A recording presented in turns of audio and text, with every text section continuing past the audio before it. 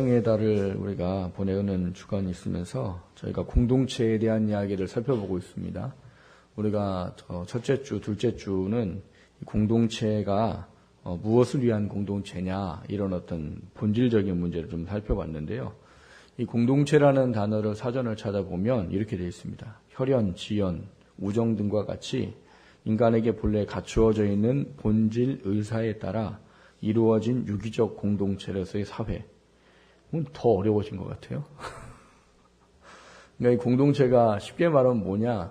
어떤 사람들이 어떤 목적을 가지고 그 목적 때문에 모여서 서로 긴밀한 관계를 맺고 그 관계 속에 원하는 것을 이루어가는 데가 공동체다 이런 뜻이에요. 그러니까 교회도 우리가 흔히 표현하는 표현 중에 하나가 공동체라고 말하거든요. 그래서 꿈이 가득한 공동체, 어디 무슨 공동체 얘기를 하는데요. 우리를 공동체라 이렇게 표현을 하면 우리가 해야 될 분명한 목적과 본질이 있다는 거죠. 그래서 우리가 첫째 주, 둘째 주는 그 본질이 뭐냐?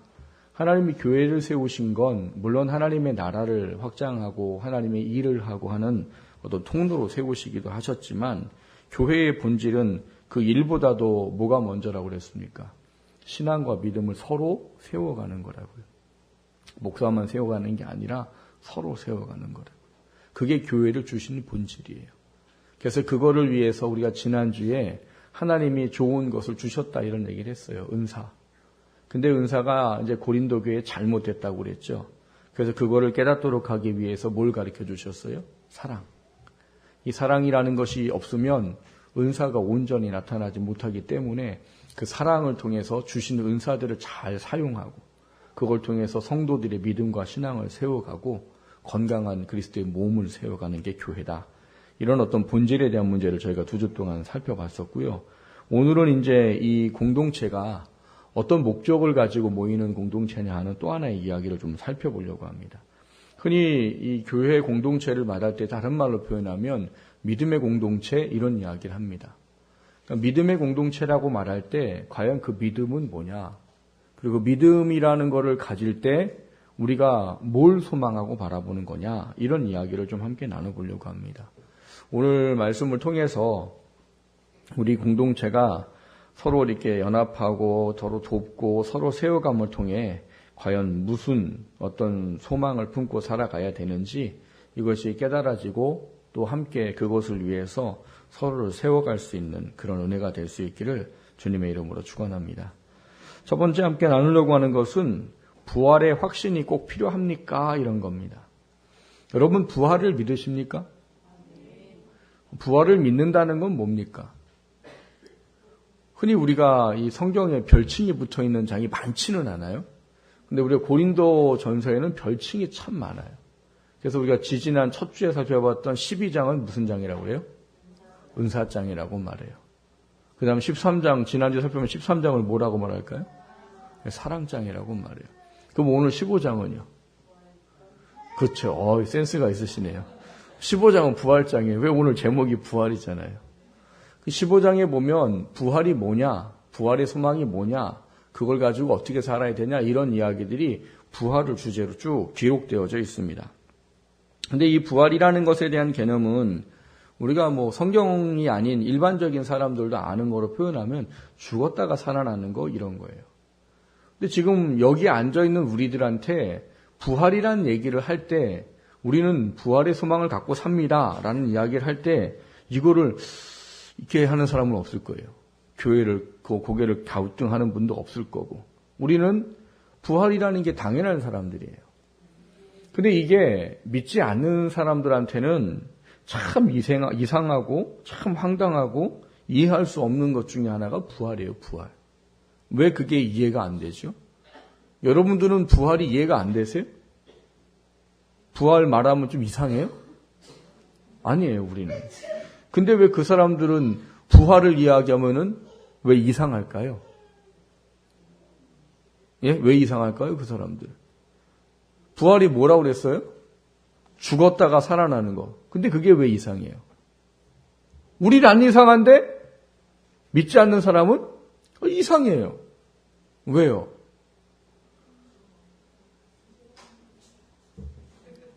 우리는 자연의 한계를 넘은 영원한 세계를 알고 있는 사람이고 그 사람들은 자연의 한계에 머물러 사는 사람들입니다. 자연의 한계에 머문다는 건 뭐예요? 자연은 죽은 건 다시 살아날 수가 없어요. 그래서 죽으면 그들은 끝이라고 생각하고 죽으면 소망이 없는 거예요. 그래서 여러분 장례식장 가잖아요. 멀리 있어도 저 사람들이 교회를 다니는지 아닌지 알 수가 있습니다. 물론 뭐 예배를 드리고 이런 부분도 있지만 또 다른 게 있어요. 뭐가 있는가 하면 믿지 않는 사람들이 하관을 할 때는요. 정말 죽을 것처럼 웁니다. 무슨 세상 떠나가는 것처럼 울어요. 근데 예수 믿는 사람들은 하관할 때 그렇게 많이 슬퍼하지 않아요. 그게 뭐가 다를까 하냐면 우리는 죽는 게 뭘까요? 영원한 나라의 시작이에요. 그렇기 때문에 사실 죽음을 믿음이 온전히 세워지면 두렵지 않습니다. 오히려 사도 바울처럼 소망하게 되기까지도 해요. 내가 나를 위해서는 빨리 하늘나라 가고 싶다. 근데 너희들을 위해서는 내가 남아있는 게 좋기 때문에 여기 내가 지금 하나님 남게 해주셨다. 이렇게 말해요. 근데 믿지 않는 사람들은 죽음이 끝이라고 생각해요. 아무것도 없고 그렇기 때문에 그 사람들은 끝이라는 것 때문에 절망하고 낭망을 하는 겁니다. 그건 왜 그러냐 하면 그 사람들은 이해가 안 가는 거예요. 죽은 게 다시 살아난다에 대한 이해를 할 수가 없어요. 그렇기 때문에 그들에게 부활이란 이야기는 이해할 수 없는 이야기고 황당한 이야기고 이상한 이야기인 거예요. 근데 우리는 부활을 소망으로 생각하고 살아가는 사람들이나 그 소망으로 생각하고 살아간다는 것의 가장 중요한 의미는 무엇일까? 오늘 본문에서 우리에게 이 부활이라는 것이 우리에게 확신으로 꼭 주어져야 되는 이유가 뭔가 이런 부분들을 잘 이야기합니다. 오늘 본문에 보면 우리가 부활이라는 것을 알고 있어요. 여기 지금 부활이라는 걸 모르고 앉아있는 분은 없을 거예요. 뭐 오늘 처음 교회 나오시면 혹시 계시면 모를까? 그러지 않는 한에는 부활이라는 단어를 다 들어봤고 뭔지 다 알아요. 그런데 그게 정말 우리한테 뭐냐라는 거를 정말 정확히 명확히 알고 있느냐라고 보면 제가 보기에는 절반 이상은 잘 모르고 있다고 봅니다. 부활이 정말 뭔지. 우리는 부활이라는 차원의 문제를 생각할 때 뭘 생각해요? 죽으면 다시 살아난다. 천국에 간다. 여기까지만 이해를 하고 있는 게 일반이에요. 근데 부활이 정말 우리한테 무엇을 말하는지에 대한 명확한 것을 알면 그 이상의 것이라는 것을 성경이 가르쳐주고 있다는 사실이에요. 우리가 부활이라는 차원의 문제들이 무엇인지를 제대로 알기 위해서는 오늘 본문에 보면 이 부활이라는 것이 누구와 직접적으로 연결되어 있느냐라는 부분들을 보게 됩니다. 오늘 본문에 보면 12절에 이렇게 되어 있어요.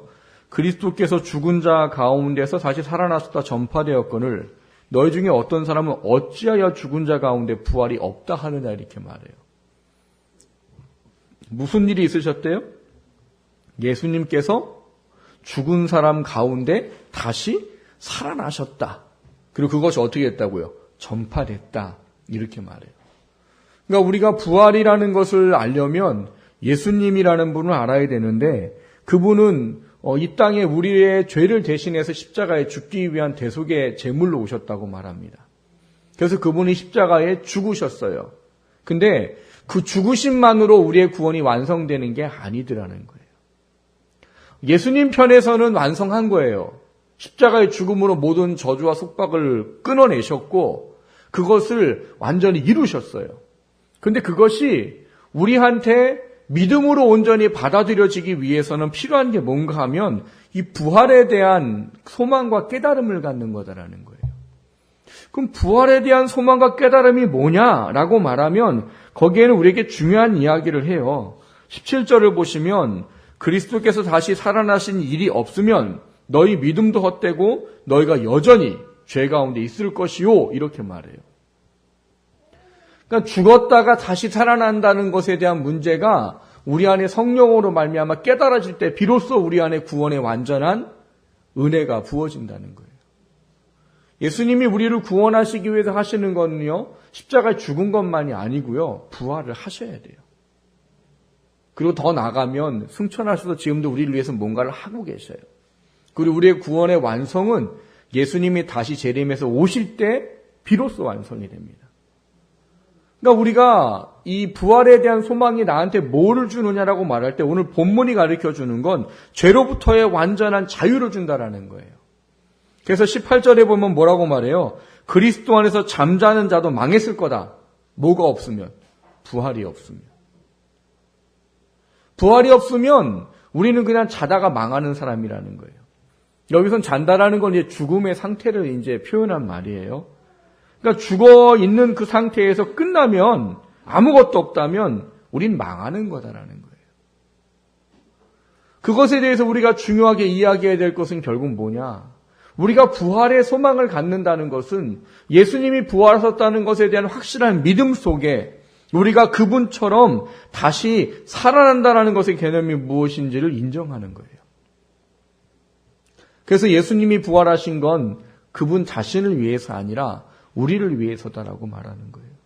왜냐하면 예수님이 약속을 하셨기 때문이지요. 뭐라고 약속하셨어요? 내가 죽었다가 사흘 만에 다시 살아날 거야. 이거는 약속이었어요. 그게 이루어져야 비로소 메시아요 그리스도인 거예요. 근데 그분은 정말 죽고 사흘 만에 다시 살아나신 거예요. 그게 우리한테 뭐가 되는 거예요? 구원을 받게 하는 확증이 되는 거다란 말이에요. 그분이 대신 죽고 끝나는 거로만 끝났다면 그분의 약속이 이루어지지 않는 거예요. 그분의 약속은 뭔데요? 다시 살아나리라. 여러분, 예수 믿는 사람들이 죽음을 다른 믿지 않는 사람들보다는 조금 자유할 수 있는 이유는 본문에 말했던 것처럼 죽었다가 다시 살아나는 역사함이 있기 때문이에요. 그것이 우리에게는 소망이라는 문제로 이해가 되는 거예요. 그리고 소망이라는 문제가 우리한테 무엇보다 중요하게 여겨져야 하는 것은 그 소망이 우리의 모든 죄의 속박이 끊어지고 우리가 주님 앞에 영원한 삶을 살아가는 새하늘과 새 땅의 그 놀라운 은혜를 부여받는 그 은혜이기 때문에 그렇습니다.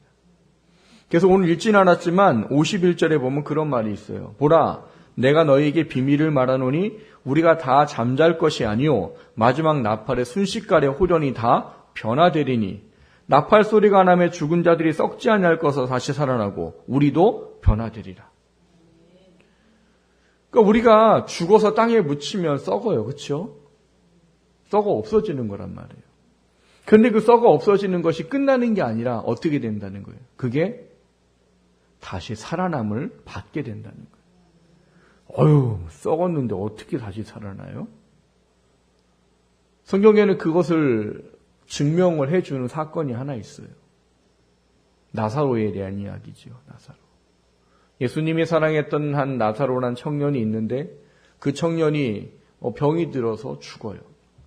근데 이 소식을 듣고 참 재밌는 거는 예수님이 나사로와 그 가족을 굉장히 사랑하셨어요. 여러분 누가 아프다는 소식 들으면 어떻게 해요? 사랑하는 사람이 아프다는 소식 들으면 막 달려가지요. 저도 제 제일 친한 친구가 25세 이제 폐암으로 죽었어요. 그러니까 걔가 저한테 제일 친한 친구인데요. 걔가 저는 이제 서울 살고 걔는 안양에 살았는데 자다가 소식을 들은 거예요. 걔가 죽었다. 그래서 저랑 아버님하고 그 소식을 듣자마자 안양으로 튀어갔어요. 왜요? 내가 제일 사랑하는. 그 교회에서 붙잡고 막 기도하고 막 가족들이 다 그랬어요. 그러니까 사랑하는 사람이 죽으면 바로 가는 게 정상이에요. 근데 예수님은 어떻게 하셨대요? 나사로가 죽었다는 소식을 들으셨어요. 그런데 바로 안 가고 이틀을 더 있다가 가셨어요. 이걸 조금 다르게 표현해 볼게요. 죽기를 기다렸다 간 거나 똑같아요. 예수님 어떤 분이세요? 병을 고치시는 분이잖아요. 왜 많은 사람들이 예수님을 따라다녀요? 병 고침 받고 귀신 내어 쫓아주고. 근데 그런 능력을 가진 사람이 사랑하는 이 사람이 병에 걸렸대요. 죽을 병이. 그럼 어떻게 해야 돼요? 단숨에 달려가서 예수의 이름으로 치료해주면 나을 거 아니에요. 근데 안 했단 말이에요. 나쁘게 제가 이야기하면 죽기를 기다린 거예요. 근데 제 표현이 틀린 게 아니라 맞습니다. 죽기를 기다린 거예요. 뭐 때문에요? 예수님이 생명을 주관하는 분이라는 사실을 증명하기 위한 하나의 사건이었기 때문이에요. 그래서 이틀이 지나고 나서 예수님이 갔어요. 그러니까 이미 예수님이 도착했을 때는 이제 그 사람들의 표현이 그래요. 이미 썩어서 냄새가 납니다. 왜냐면 그 동네는 굉장히 더운 동네잖아요. 뭐 50도, 60도까지 가는 동네잖아요. 그러니까 금방 썩는 거예요. 예수님이 도착했을 때 어떤 일을 하십니까? 돌문을 굴려라. 그러니까 이미 썩어서 냄새가 납니다. 당신이 이 아플 때 왔다면 고치셨을 건데 그때 안 오시고 지금 오셨기 때문에 어떻다는 거예요? 이미 끝났습니다. 근데 예수님이 돌을 옮겨놓으라고 하시고 뭐라고 그래요? 나사로야 나와라! 그랬더니 어떤 일이 벌어져요? 성경에 보면 그를 감았던 칭칭 감았던 배에 옷을 그대로 입고 뭐 강시처럼 뛰어나온 것 같아요. 꼭 깡충깡충 맞겠죠. 뭐 손발을 다 묶어놨으니까. 그래서 뭐라고 그래? 그거를 풀어서 놓아 다니게 해라. 그러니까 이 사람들이 보기에는 이게 얼마나 대단한 거예요. 도저히 가능하지 않은 거죠.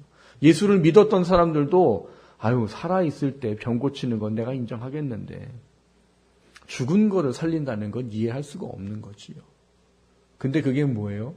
바로 부활의 능력을 우리에게 증명해 준 또 하나의 사건입니다. 우리는 죽어요. 썩어요. 없어질 것 같지요. 근데 주님이 다시 오시는 날은 지금 육체와는 비교할 수 없는 것으로 변화되어져 납니다. 그럼 뭐 어떤 학자들은 뭐 여러 가지 이야기를 해요. 부활할 때 어떤 형태로 부활할 거냐. 그 대부분 아마 20대 초반으로 부활할 거다라고 봐요. 왜요? 네, 제일 이쁠 때로. 뭐 그건 뭐 그 사람 이야기이긴 한데 뭐 어떻게 할지는 중요하지 않아요. 근데 그게 가능하다라고 저도 봐요. 왜냐하면 우리가 죽을 때 다 온전하게 죽지는 않거든요. 죄송하지만 교통사고 나서 돌아가시는 분도 계세요. 그럼 뭐 죽은 대로 그대로 부활하면 그분은 그렇게 부활해요? 아니에요. 그러니까 아마 우리한테 최고의 상태로 부활할 거예요. 그래서 그때는 시집 장가도 안 가고 오직 주님만 바라보고 사는 존재가 되어집니다. 중요한 건 그거죠. 땅에 묻혀 썩으면 아무 소용이 없어요. 근데 우리는 반드시 부활한다는 사실이에요. 가장 하나님께서 원하시고 주기 원하는 최고로 부활해서 하나님의 나라의 영광의 삶을 살 수 있는 존재로 부활한다는 것. 중요한 것 이거에 대한 확신이 있느냐 없느냐가 우리의 믿음의 온전함을 증명해 줄 수 있는 하나의 도구고 통로다라는 사실이에요. 여러분 부활의 소망을 믿으십시오. 그게 아니면 예수님을 살릴 일이 없다고 오늘 성경이 가르치세요. 그런 일이 없다면 하나님이 예수님을 살리지 않으셨을 거다라잖아요. 근데 하나님이 그를 살리신 건 그를 믿는 모든 사람들은 그렇게 죽음 가운데 이겨 살아날 거다라는 확증을 주기 위함이라는 거예요. 죽음을 두려워하지 마십시오. 죽음은 우리한테 어떤 저주도 속박도 이제는 아니에요. 죽음은 끝도 아니에요. 죽음은 우리가 더 나은 하나님의 사람으로 세워진 하나의 통로에 불과하고요. 그것도 주님 재림에서 오실 때는 이 지금 육신과는 비교할 수 없는 뭐 그걸 다른 말로 뭐 부활체라고 말하기도 한데요. 부활의 몸으로 바뀌어서 영원히 하나님과 살 수 있는 은혜가 주어지는 것입니다. 그 소망을 품으시기를 주님의 이름으로 축원합니다. 두 번째로 나누고자 하는 것은 부활의 소망이 뭡니까 하는 거예요. 이제 우리가 앞서 제가 그런 말씀을 드렸습니다. 부활에 대해서 어떻게 사람들이 생각하고 있느냐. 사람들이 대부분 부활은 그냥 죽으면 천국 가는 거, 그리고 뭐 재림에서 오시면 그냥 다시 뭐 살아나는 거, 이런 거에 대한 부분들만 생각을 해요. 그런데 부활의 소망이라는 단어를 우리가 이해를 하려면 조금 다른 이야기를 해야 됩니다. 여러분, 부활의 소망을 다른 말로 좀 가르쳐 드린다면 천국의 소망이다 이렇게 말해요. 근데 천국의 소망은 뭐냐? 우리가 생각하는 것과는 조금 다르다는 사실을 알으셔야 돼요. 그 부활의 소망, 천국의 소망은 단지 죽으면 다시 살아나는 거고 천국에 가서 영원히 사는 거고 이 차원의 개념이 아니라 그보다 더 큰 소망을 담고 있는 거예요. 여러분, 우리가 하나님 앞에 예수를 구주로 고백하고 영접하고 하나님의 자녀가 되었습니다. 그러면 자녀가 된 우리들이 천국과 부활의 소망을 갖는다는 건 우리가 이 땅의 삶과 굉장히 긴밀한 어떤 관계를 가지고 이해해야 되는 이야기예요. 우리가 만약에 이 땅의 육신의 삶을 부활과 천국의 소망과 떨어뜨려 놔버리면 진정한 소망을 못 누리게 됩니다. 여러분, 우리의 천국의 소망은 뭐예요? 천국 간다예요? 그러면 우린 이미 소망이 없는 거예요. 왜요? 우리 다 천국 가잖아요. 그 소망할 필요가 있어요? 없어요? 없어요.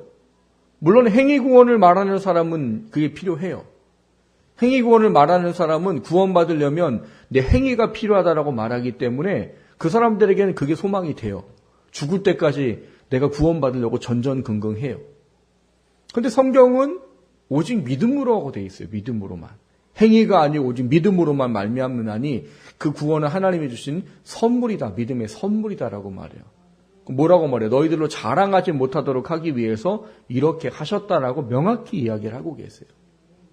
나는 소망은 바라는 것이란 말이에요. 그러면 우리는 이미 천국에 이미 이름을 다 올린 자들이에요. 예수를 정말 구주로 믿었고 하나님이 인정하는 믿음을 가졌다면 전제는 그거예요. 하나님이 인정하는 믿음과 마음의 완전한 하나님에 대한 소망을 품고 있는 천국의 소망이 우리 안에 구원의 확신으로 있다면 우린 지금 죽어도 비록 삶이 부족하고 연약하더라도 천국 갑니다. 그게 구원의 확신이에요. 그러면 그거는 우리는 소망이 더 이상 아닌 거죠. 이미 우리는 천국 갈 사람이니까.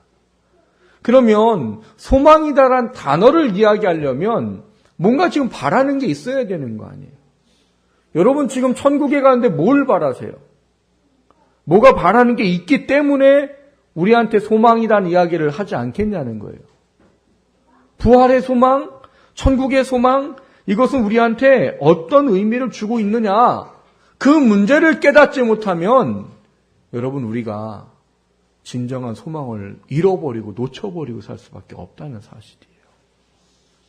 그거를 오늘 설명해 줄 수 있는 이야기가 그 15장 뒤에 가보면 있습니다. 40절도 한번 보실까요? 15장 40절에 보시면 하늘에 속한 형체도 있고 땅에 속한 형체도 있으나 하늘에 속한 것의 영광이 따로 있고 땅에 속한 것의 영광이 따로 있으니 해의 영광이 다르고 달의 영광이 다르며 별의 영광도 다른데 별과 별의 영광이 다르도다. 이 이야기가 뭘까요? 천국 가면 다 똑같지 않다는 이야기예요. 대부분의 사람들이 성경을 잘 모르는 사람들이 하는 소리가 예수님 믿으면 천국 가면 다 똑같을 거다라고 생각해요. 근데 아니에요. 다르다고 써 있잖아요. 해와 영광이 별의 영광이 다르다. 그럼 뭐 때문에 다를까요? 아니 그럼 어떤 사람은 예수님을 잘 믿어서 상이 크고 어떤 사람은 좀 덜 믿어서 상이 작아요? 어떤 믿음의 마음의 확신의 차이예요? 그럼 뭐가 도대체 이걸 다르게 할까요? 그게 우리 육신의 삶이에요. 여러분, 우리는 예수를 믿으면 이 세상의 가치를 내려놓아야 되는 사람입니다. 이 땅에서 먹고 살아야 되는 문제가 있기 때문에 그걸 완전히 버리고 살 수는 없어요. 하지만 내가 소망이라는 것이 이 땅의 육신과 육체를 위한 게 아닌 게 우리들이란 말이에요. 예수를 믿었는데 이 땅의 소망과 육체가 전부면 하나님은 뭐가 돼요? 둘째나 셋째나 넷째가 돼요. 아니면 맨 마지막이 돼버려요. 내가 하고 싶은 거 다 하고 내 육신에 원하는 것을 이루기 위해서는 하나님은 당연히 마지막이 돼야 돼요. 안 그러면 그렇게 할 수가 없어요. 그리고 우리가 다른 말로 영어로는 썬데이 크리스천 이렇게 말하기도 하고요. 우리나라 말로 표현하면 육적인 그리스도인 이렇게 말해요. 그건 뭐냐? 소망이 분명히 하늘에 하나님이 원하는 그 영광에 있어야 되는데 그래서 우리의 삶이 하나님의 영광에 합당한 말씀대로 살아가는 것이 돼야 되는데 우리 소망이 이 땅이 끝인 거예요. 어떻게 하면 잘 먹고 잘 살고 어떻게 하면 재밌고 평안하게 살고 어떻게 하면 잘 될까? 이거에만 초점되어 살아가는 게 육적인 그리스도인이에요. 이런 사람 구원 받아요? 구원 못 받는다는 얘기가 아니에요. 구원은 행위와 상관없다고 했어요. 잘못 또 이해하시면 안 됩니다. 구원받으면 아무것도 안 해도 막 살아야 되느냐? 아니에요. 지금 말하잖아요. 그래서 천국에 소망이 있는 사람은 육적인 것을 내려놓아야 되는 거예요. 그래서 내가 하나님이 기뻐하는 게 뭔지를 삶에서 의무처럼 여기고 살아가야 된다는 이야기예요. 하나님 말씀과 뜻을 깨닫고 그것에 따라 열심히 살아가는 삶의 모습이 우리가 구원받았다라는 증명이 되기도 하고, 그것이 우리로 하여금 뭐 하는 거예요? 천국의 소망에 중요한 것을 이루는 근거가 된단 말이에요. 육신은 굉장히 중요합니다. 근데 왜 중요하냐? 육신 자체는 중요하지 않아요. 우리 육신의 삶이 하나님 앞에 갔을 때 어떤 영광과 면류관과 칭찬을 받을지를 평가하는 평가서기 때문에 중요한 거예요. 그 평가서가 잘 되려면 결국 뭐예요? 육신을 내려놓고 하나님이 기뻐하시는 삶의 초점과 삶의 소망이 맞춰져야 되는 거예요. 여러분, 무엇을 위해 육신의 삶을 살고 있습니까? 라고 말할 때 하나님의 영광을 위해서요. 라는 것이 주어지는 것이, 그것이 부활의 소망이에요. 천국의 소망이에요. 부활을 다 해요. 예수님 믿으면 천국을 다 가요. 문제는 천국 가서 부활하고 다 했는데 다르더라는 거죠. 나는 구원받고 예수님 믿으면 다 똑같을 줄 알고 거기 가면 그냥 항상 기쁘고 행복하고 즐겁고 내가 원하는 것대로 다 하고 다 똑같이 그냥 해피한 삶을 사는 줄 알았는데 갔더니 다르더래요. 그건 제 말이 아니에요. 지금 이 15장 40절 41절에 써 있는 일이에요. 영광이 다르다는 거예요. 예수를 믿었지만 천국에 갔을 때 하나님이 어떤 사람은 더 기쁨과 영광과 면류관과 상을 받는 사람이 되고, 성경의 다른 표현으로 하면 어떤 사람은 불 가운데서 건진받은 자, 부끄러운 구원을 받는 자 밖에 될 수 없다는 거예요. 천국에 대한 이야기가 많이 소개되어 있지 않기 때문에 이걸 뭐라고 여러분에게 속 시원하게 설명해 드릴 수는 없어요. 다르다라는 것을, 이 세상의 개념을 가지면 뭐가 생겨요? 상대적 박탈감을 갖지요. 그냥 우리는 잘 살면, 같이 그냥 살면은 괜찮아요.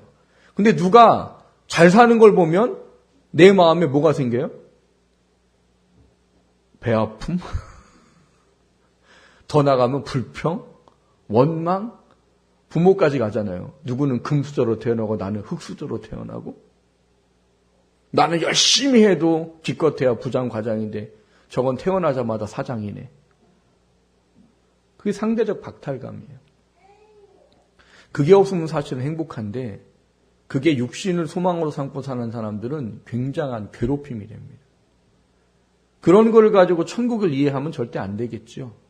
천국에 가는데 누구는 영광과 상과 면류관을 받고 하나님이 너 정말 수고했다고 그러는데 우리는 상이 없고 면류관이 없고 그냥 구원만 간신히 받은 부끄러운 구원을 받았대요. 제가 그거를 예전에 청년들 성경 공부할 때 좀 강하게 좀 보이려고 저 천국의 구석에 찌그러져 있을지도 모른다, 그런 얘기를 한 적이 있어요. 근데 그런 이야기를 들으면 그럼 천국이 뭐야? 그게 무슨 천국이야? 죄송하지만 그건 우리 얘기고 우리 생각이에요. 성경은 다르다고 말하고 있어요. 그 나머지 부분은 천국 가서 해결하셔야 돼요. 제가 굳이 설명을 해드린다면 제가 잘 쓰는 비유가 콘서트 비유예요. 젊은 아이들, 나이 드신 분들도 콘서트 가봤어요. 저는 한 번도 안 가봤어요. 근데 콘서트를 정말 내가 좋아하는 사람의 콘서트를 가면 여러분 마음이 어떨까요? 엄청 기다릴 거예요. 그렇죠? 근데 뭐가 없어요. 돈이 별로 없어서 제일 뒷좌석을 어떻게 구했어요. 가서 딱 봤더니 보여요, 안 보여요? 안 보여요. 이만해가지고 보이지도 않아. 근데 그 안에 맨 뒤에 앉아있으면서 이 사람이 1시간에 2시간 하겠죠. 그 시간 동안 괴로울까요? 행복할까요? 행복합니다. 왜? 거기 있다는 것만으로. 왜? 거기 못 가는 사람도 있거든. 뒤에 앉는 거 이건 중요하지 않아. 거기 있다는 것만으로. 그러고 가서 자랑한다니까요. 어디 앉았는데. 맨 뒤에 앉아갖고 얼굴도 안 보이고 그런데 자랑해. 나 갔다 왔다고. 그러니까 천국 가는 건 똑같아요. 그런데 그런 게 있죠. 뭐가요?